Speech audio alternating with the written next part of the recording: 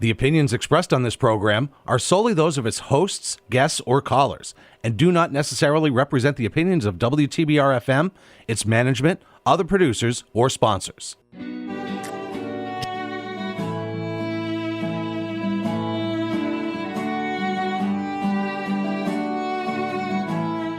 Good morning, everyone. This is the Cultural Pittsfield Radio Show. We're so happy to be on WTBR 89.7 FM and WSBR 88.1 FM in Lee.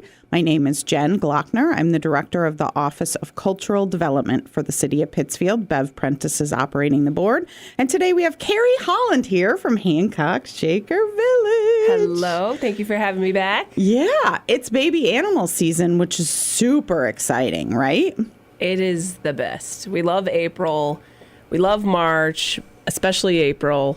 Babies start coming in March. But we have a very full barnyard at the moment. Are there babies already there? There are already babies there. We're waiting on a couple of sheep and one pig. But we have a very full crew of piglets, some lambs, the kids, the goats, the baby goats are especially cute, I must say, this year. And then we have this beautiful partnership with Pittsfield Public Schools and a few other area Berkshire schools. It's called the Hatch Program. So we bring incubators and eggs to the classrooms, and the kids learn about the cycle of an egg and how an egg becomes a chick. And so they hatch the chicks. Baby. Yes, chicks are born in the classrooms all over Berkshire County, throughout Pittsfield, and then we go and collect them up. So the chicks are coming back also. So we have our first round of chicks coming after they were very beautifully taken care of and fostered and supported in these classrooms. And now you can come back and visit those at Hancock Shaker Village as well. Oh my gosh, yeah. How fun is that? So Baby Animals officially opens to the public on April 18th. That's right. Yes, our big opening weekend, April 18th. It's looking like a fantastic weather weekend so far. I'm in the 10-day window. Oh, yeah, that so we 10-day window. Yep. All the time. Every day you press refresh, and you know what happens? It changes the morning of. Yes. I don't mean to burst any bubbles here, but nothing is accurate in that 10-day. So last year, I will say, our opening weekend, I woke up, looked out the window, and there was 4 inches of snow on the ground. But we just have diehard people who love this tradition so much. We still had like almost 700 people on opening day with 4 inches of snow, and we just carried on. You know, the animals don't know a difference one way or another. We had our private tour, and we got there a little early, shoveled off the boardwalks, and so.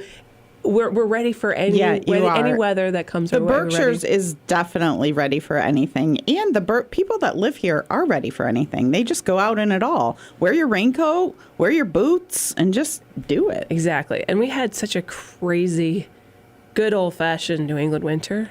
So any kind of little sunshine or break in the temperatures, like everyone's just going out. So I suspect it'll be a lovely opening weekend, and the whole stretch. April 18th through May 10th is our Baby Animals Festival. That's kind of the special moment where you can actually have those close engagements with the animals. I think we'll have a lovely stretch, whether it's raining, cold, sunshine, but right now it does look sunshiny. It does. The 10-day forecast. When we're recording this, the 10-day forecast looks good. April 18th through May 10th, and that's always the case. It's Mother's Day weekend, May 10th, and it's lovely to take your family there and celebrate. It is. You know, we have a lot of focus, of course, on the very adorable babies. But you can't have a baby without a mother also. So there is a nice tie-in when Mother's Day falls in line with the festival. And the goats especially, I've been laughing for the last week. The goats are like always climb on the moms. So we have we had several goat moms who gave birth to 2 and 3 instead of 1 or 2. Mm-hmm. There were a lot of 2 and 3 batches. Ooh. And they're just always climbing on the mom who's just laying there. It's so perfect. She's just okay, just climb on me. I'm tired. I'd like to take a nap. And they're just taking turns, jumping, cannonballing off. And you're like, this is so perfect. I feel you. I feel you. We understand. As human moms, we understand. Exactly. That's amazing. Once again, this is the Cultural Pittsfield Radio Show. We are on WTBR 89.7 FM and WSBR 88.1 FM in Lee. I'm Jen Glockner, the Director of the Office of Cultural Development for the wonderful city of Pittsfield. Bev Prentice is operating the board. Thank you, Bev. And Carrie Holland is here from Hancock Shaker Village talking all about baby animals and more. I do feel like every year in Pittsfield, it's like, woo, baby animals, spring is here. Yes. Like, this is the sign that spring is here. I feel like it's a little bit of a gateway to like, yes, winter is over, spring is here. We've got like crocuses popping up, daffodils are peeking out, and the babies are here. We've got 11 adorable little piglets just, squealing away, and the lambs are jumping and kicking, and the goats are climbing and talking in their little goat voice. So it's just like a beautiful way to usher in the warmer weather and warm season. It is officially open to the public April 18th through May 10th. You can go online to Hancock Shaker Village's website and get tours. Yes, tickets. There's you can buy tickets right online, and because we have a little bit of our front entrance is a little bit in a unique pattern because of the construction going on with the visitor center, we encourage folks, if possible, buy your tickets online ahead of time, and it'll just be a much smoother. You'll skip the lines. Smoother process. So, but there's also behind the scenes tours as well. So a few days have already sold out, but there's still definitely tickets available also online for a behind the scenes tour. And so that's a unique time. It starts an hour before the whole village opens to the public. And it's a time that you get to go with a small group on a special tour of the village with Farmer Billy and Olive.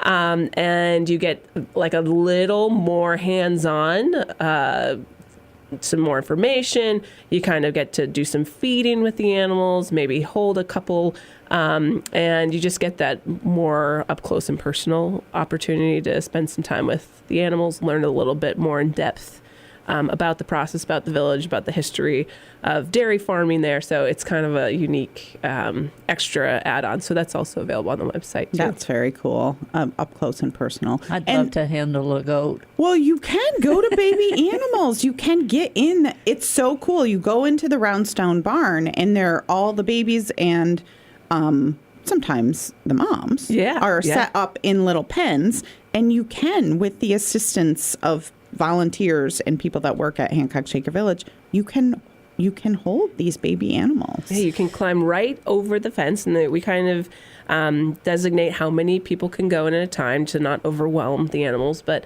they're very accustomed, and the goats especially are so social. They really like to have visitors. And you can climb right in with them and get down and pet with them and have them, kind of do their funky little jumps and kicks around you.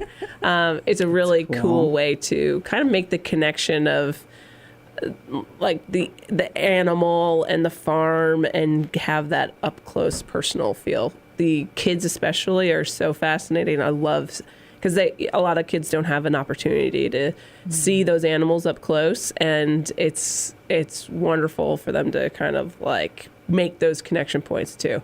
See a calf and like, wait, who is that? A horse? What is that? Is that a dog? You're like, no, it's a baby cow. And like, here the mother's over here, and like, whoa, it's going to be that big. And you just, it's hard to replicate that in a classroom or a book, like to see it with your own eyes, to feel it, to smell it, to have that full sensory experience is pretty powerful. So we're very glad we can be an outdoor classroom for a bit for these kids. Very, very, very cool. And you referenced briefly the construction going on. So give us an update on the visitor center. It is so exciting. When everyone comes, we're still working on the exterior right now, but you can start to see the windows taking shape. And so it'll still be fenced in with all the construction. We're working with local group Algroni. They've been wonderful partners, and we are on track, and it is going to be a spectacular new space. So I think the public will be able to recognize some of the changes from the exterior. We have a beautiful new deck going in, amazing sight lines to the historic village, 3 new galleries, so we'll be able to present our objects in a more compelling way, in a safer way, better environmental protections in place. So we have a slate of really exciting opening exhibitors in the new spaces, and it'll be a little, sprint to the finish to get everything in place. When is the hopeful finish? So we are on track. We are slated for a grand opening on July 31st of that space. The village itself will remain open the whole season. Once we open for baby animals, April 18th, we're going to remain open. But the visitor center, that one building, won't open until July 31st is our grand opening celebration. And we have a whole weekend of activities on the schedule. So July 31st is a Friday. We're going to really focus on the galleries and the exhibitors. So we'll have some curator talks and some artist talks, and that'll be a first chance to really get into those museum spaces and experience some really cool exhibits. Very exciting for those. And then the Saturday after, we have a summer gala annually, so we'll host that. That will have a fun spin so that folks can again see the new building.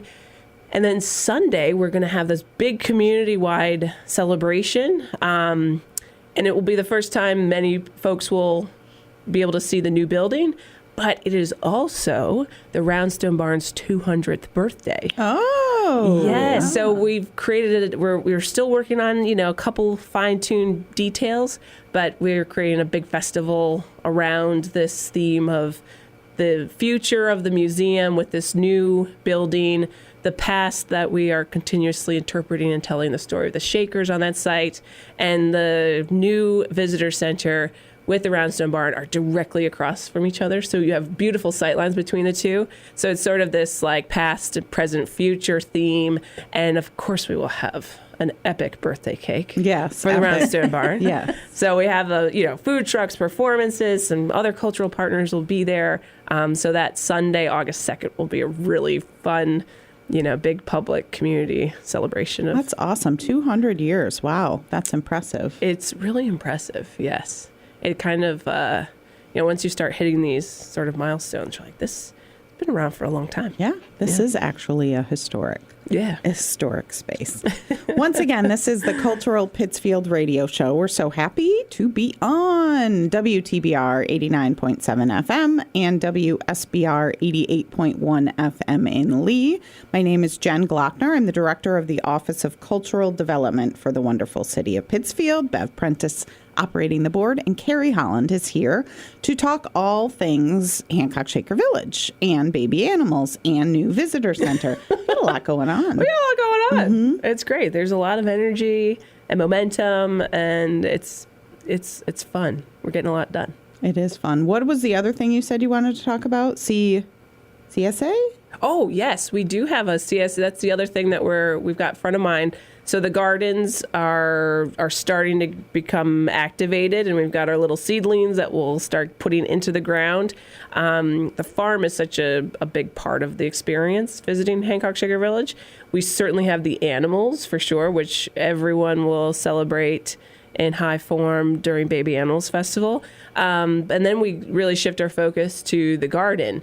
So the gardens, there's sort of two parts to the garden element. One is we always maintain a shaker-inspired garden for medicinal purposes. So we continuously plant and steward and foster the plants that the Shakers would have used for sort of functional purposes, some dyes, but certainly medicinal qualities.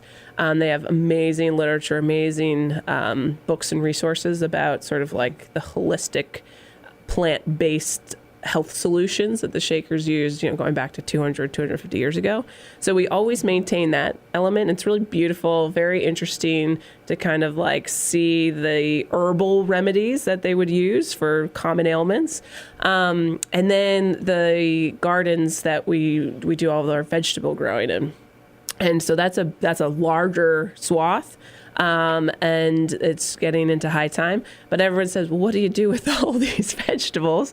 And we have CSA, so Community Supported Agriculture, CSA. So we've got a few slots left, and folks sign up to be a member of the CSA, and then they come and pick up a share every week, either Thursday or Saturday are our pickup days.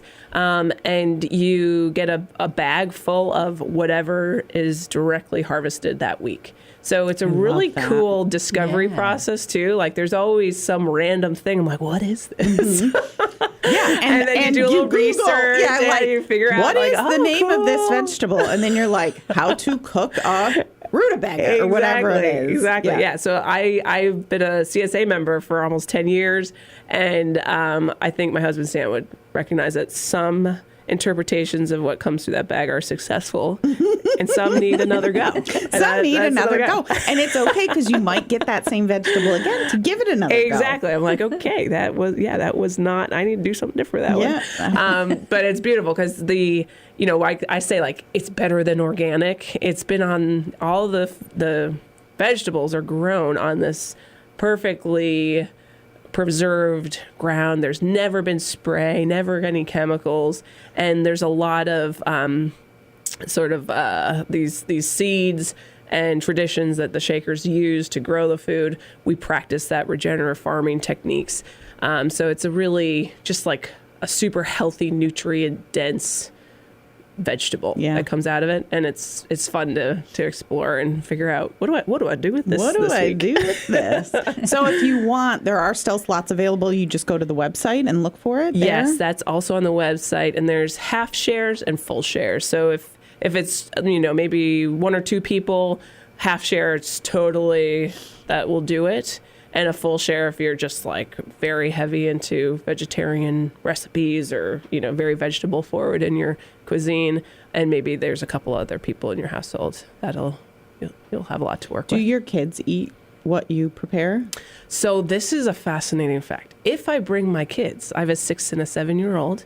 If I bring my kids to the garden to like pick the tomato or pick the snap pea and like they see it, they feel like a little more ownership over it, and they're very excited to try it. So it's been an unexpected offset of or sort of result of the CSA. They see what's growing in the garden, they get excited about it, and then they want to try it.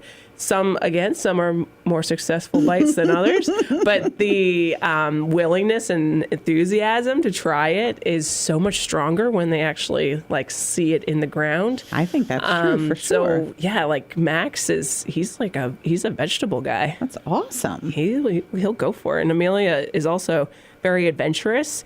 Max, we say he eats like a bunny.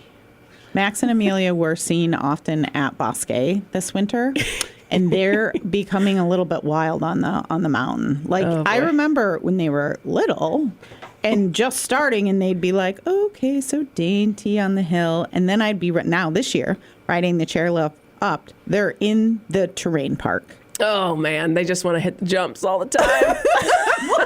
What is going on? And they're 6 and 7-year-old. They're trying to do these jumps in the terrain park. And I'm just like, whoa. The best is when the cool middle school kids who are, the park rats, they're always hitting jumps and trying new tricks.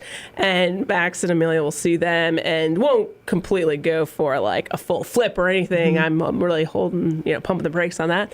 But they'll do something, and when the cool middle school kids will give them a little cheer, yeah, a little hand clap or something, and they just think that's the coolest. Yeah. So it's such a nice environment over at Bosque. Yeah, we do love Bosque. I saw them a couple times. One time I did ask Max when he's going to do a flip, and his mom gave me an evil look.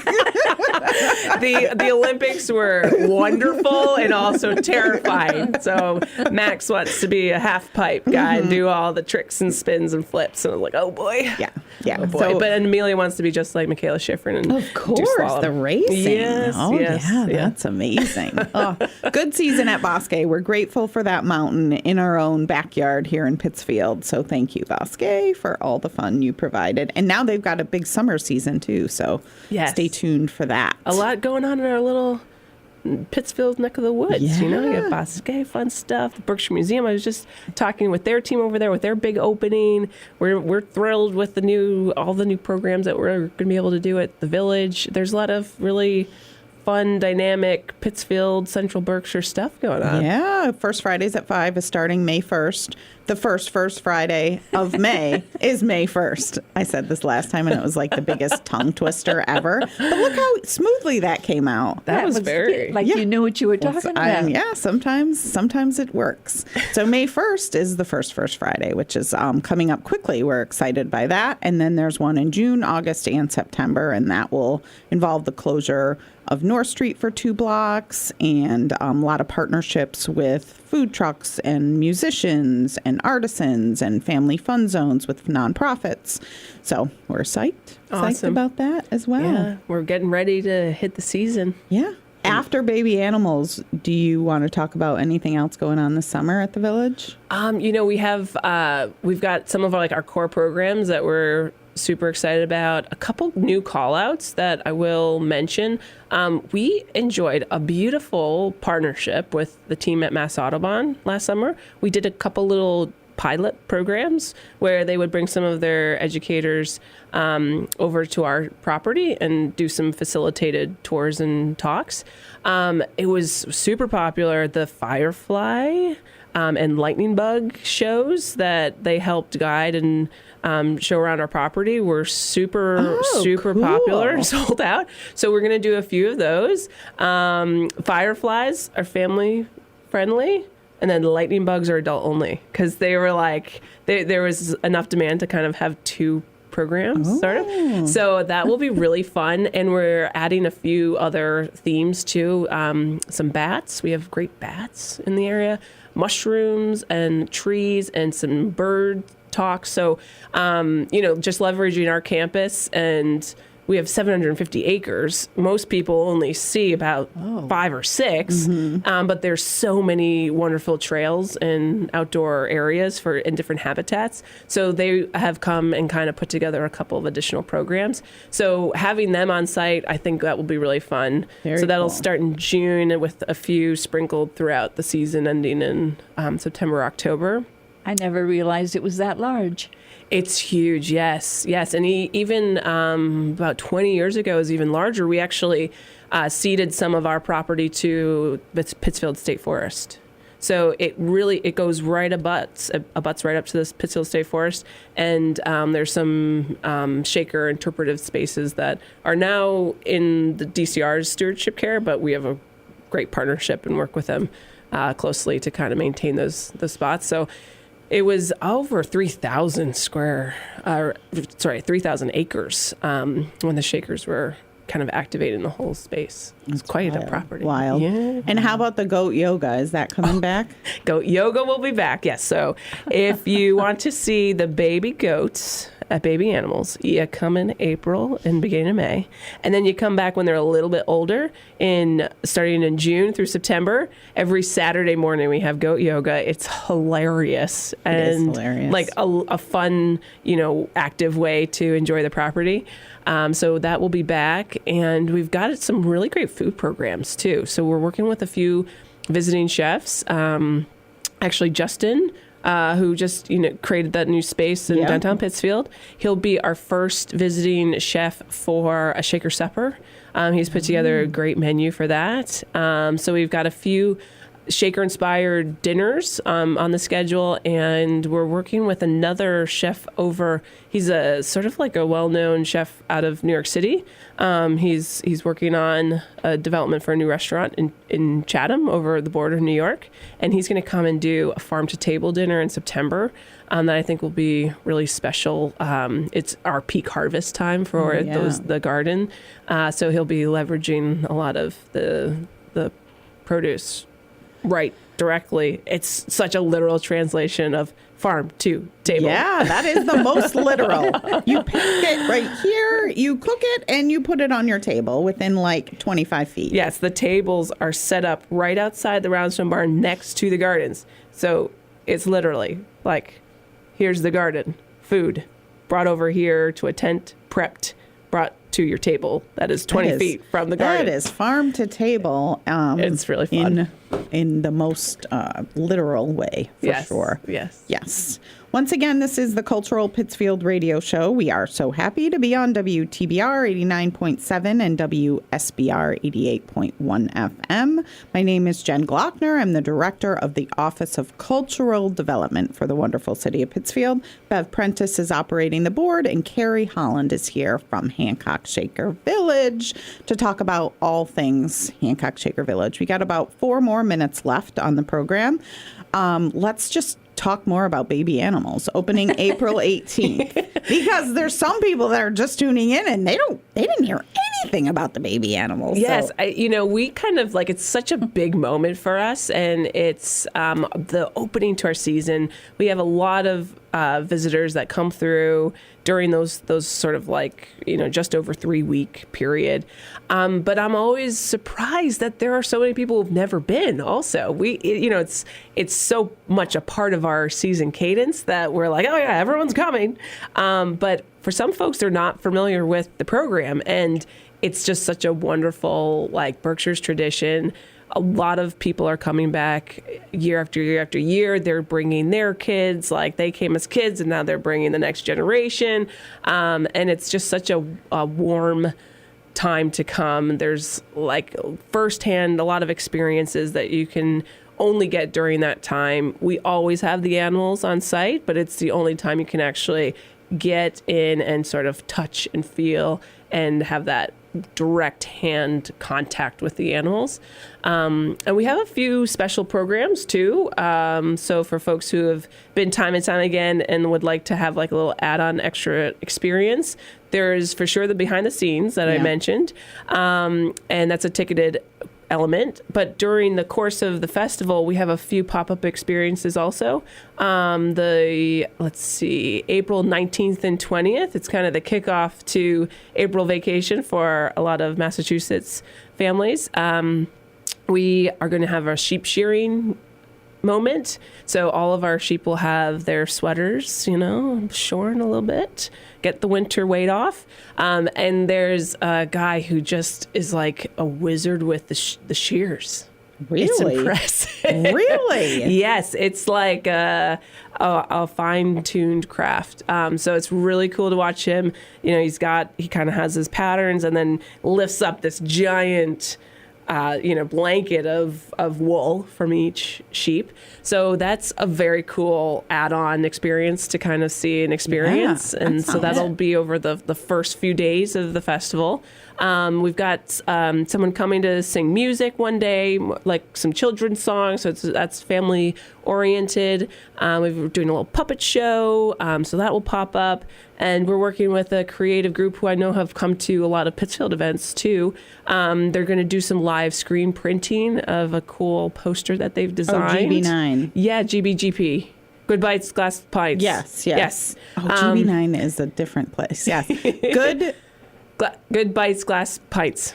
Nice job. Yeah. Yes, that's or it good. could be the other Chris way. and Allie. Chris and Allie, yeah. Exactly. Chris and Allie. Everyone knows awesome. Chris and Allie. They're awesome.